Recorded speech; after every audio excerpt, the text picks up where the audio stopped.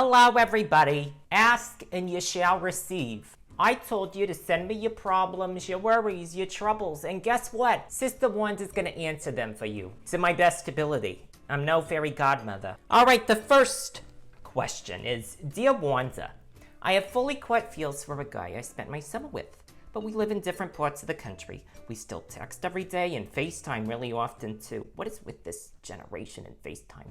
But I have no idea where his mind is at in terms of our relationship. Oh boy. And where he sees it going.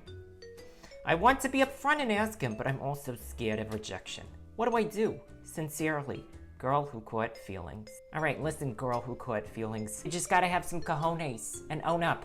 I know it's easier said than done and it's really hard and you're very vulnerable. I know Brené Brown, she talks about that vulnerability. But everybody check out Brené Brown. She's amazing. She's wonderful. She's beauty. She is Maybelline. She is CoverGirl.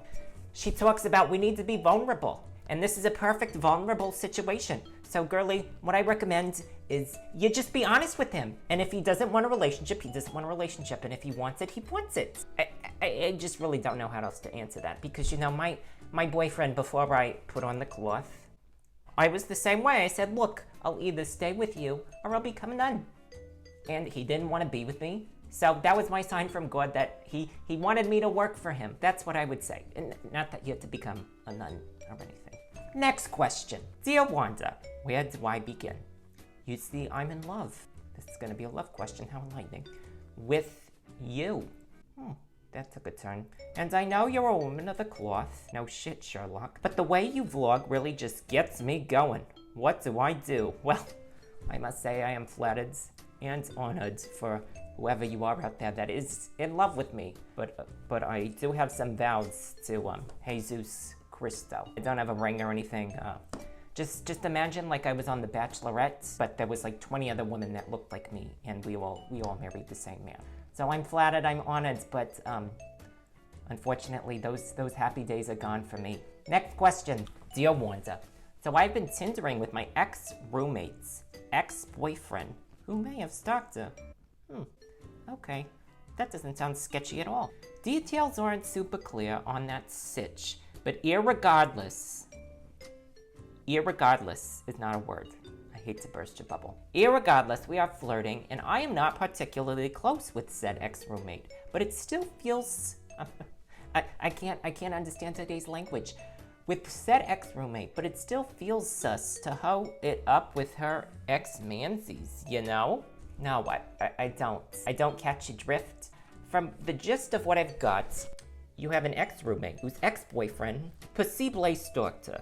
But it's not 100% sure, and you're kind of flirting with him, you're getting close, and you want to hook up with him, I'm assuming? This is what I think. Anybody who has any remote sketchiness to them, whether it be a stalker, whether it be a robber, whatever, I would just steer clear of that. You know, I am a woman of the cloth. I do forgive. That's the business I'm in.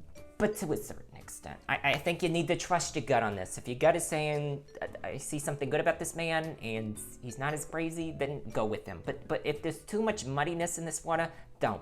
And I think it is tricky when you're with the ex-roommate, unless you're not close with this roommate anymore. But if you're still friends, I would kind of make that clear with them, because that's going to open up a whole can of worms that I don't think you're ready to digest. All right, next question. Dear Wanda, where is it?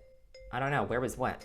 Did a man write this? Where is the clitoris? You need to take an anatomy class and then come talk to me. Dear Wanda, this guy and I have been dating for a while now, and he asked me to be his girlfriend, but I accidentally found out. The suspense is killing me. He's married. What do I do? Tear emoji, big eye emoji, like sad puppy eye emoji, sad emoji, smirk emoji. That's comment with emojis. Okay, you're like emojis on crack. Jeez Louises. Oh, this is a sticky situation. So first things first, you confront him. Hey, look, dude, are you married? Because I have the deets, I have the receipts, as you kids and Maxine Waters like to say. I have the receipts that you're married. So bring that up. You're married. Are we in love? Are you in love with her? What's the sitch? What's the sitch? I want to know. So get to the bottom of this. Confront him. Because no matter the relationship, no matter whether you stay with him or not, communication is key. You need open communication with anything you do in life. And you could take that right to the bank. Chase, Wells Fargo, Bank of America, even a credit union, if that floats your boat. Next and final question. Dear Wanda, my daughter's teacher is trying to teach them Common Core bullcrap. Preach it to the choir, sister. And I just don't understand who in the right mind would change math. She did a little question mark and exclamation point. She must be really PO'd on this one. Math is math. Sing it, sister. 1 + 1 is 2.